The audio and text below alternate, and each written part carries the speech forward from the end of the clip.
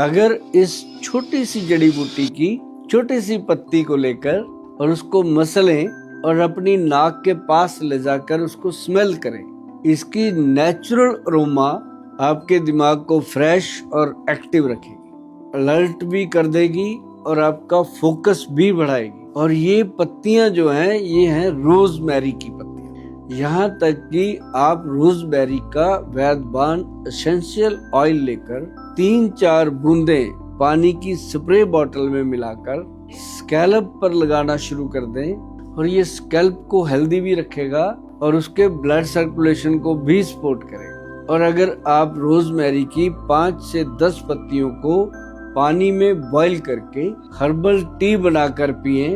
तो ये एंटीऑक्सीडेंट से भरपूर ड्रिंक बॉडी को ऑक्सीडेटिव स्ट्रेस से बचाने, डाइजेशन को सपोर्ट करने और दिन भर फ्रेश रहने में मदद करती है। आप इस देसी नुस्खे को कब से अपनाना शुरू करेंगे कमेंट में लिखिए और ऐसे ही देसी टिप्स के लिए इस पेज को फॉलो